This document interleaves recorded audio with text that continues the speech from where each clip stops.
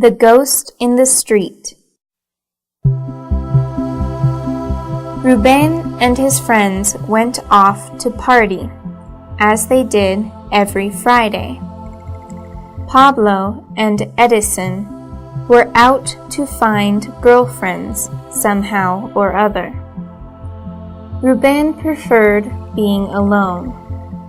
3 years had passed since he had broken up with his great love, Araceli. They arrived at a discotheque. Dozens of cars were parked all outside, which made it difficult to get in. But what was even worse was that inside there were hundreds of faces of people, totally indifferent to each other, deafened by the meaningless music which invaded the place. Ruben walked around nervously and started getting angry about being there in this chaos instead of being at home, cuddling with his girlfriend, relaxing with a soulmate, enjoying the peace and quiet of home. It was past midnight when the 3 friends, who had already had more than enough to drink, left the place just as they had arrived, alone. Suddenly, a fight broke out, and the friends got separated. Edison started a fight, while Pablo helped him. Ruben, however, wandered off downhill, feeling rather sick, and above all, rather sad. He wandered around for almost an hour, until he reached the corner of Cologne and America. The city noise died down, and Ruben was surprised at this weird silence. He was a nice guy, 35 years old, with deep blue eyes. He had no problems attracting women. The problem was that he couldn't forget Araceli, that beautiful and wonderful woman he had treated so badly and humiliated with no good reason. When he reached the traffic lights, something strange attracted his attention. It was now 3 in the morning, and the cold was unbearable. Suddenly, a girl of about 20, with very long, dark, curly hair, appeared out of nowhere, sitting on the steps of the bus stop. She was dressed completely in white, with a simple t-shirt and trousers. She looked at him sadly, but with a beautiful expression. "Aren't you cold?" he asked, sitting down next to her, thinking of flirting with her. The young woman smiled shyly and didn't answer. Her delicate skin and skimpy clothes made it obvious that she was shivering. "I don't know how to get back to my aunt's house. I just arrived and I only remember that it's on a street called Los Lirios. Oh, by the way, my name's Christina," she said. "I know the street," he answered.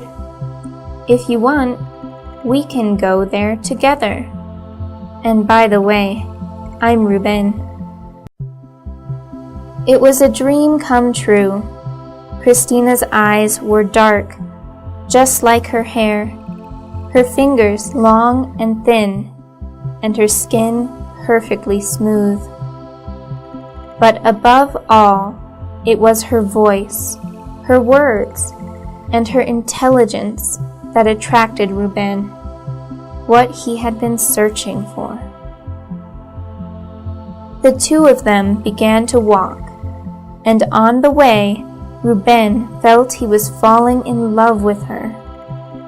She was the girl of his dreams. With each smile, with each look, his love grew more and more.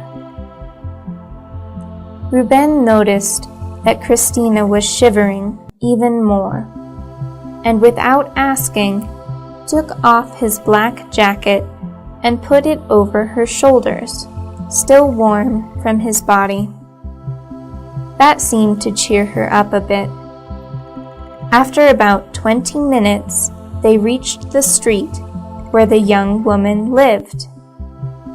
"I have to go now," she whispered. She drew near to him and kissed him on the cheek, a little too close to his lips. Reuben returned home, convinced that he had finally met the girl he wanted to spend the rest of his life with. A few days later, his love got the better of him.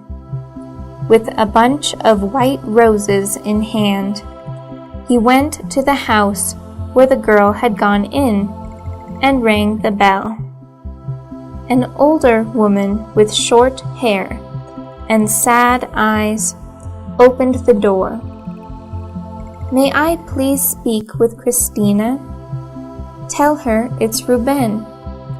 I'm the guy she met last week," he said. The woman got angry, almost slamming the door in his face, and said, "Please respect others' sufferings." Reuben didn't understand and rang the bell again. The woman came out, even angrier. Before he could open his mouth, she repeated, "Please respect others' sufferings. Making fun of the dead is disgusting."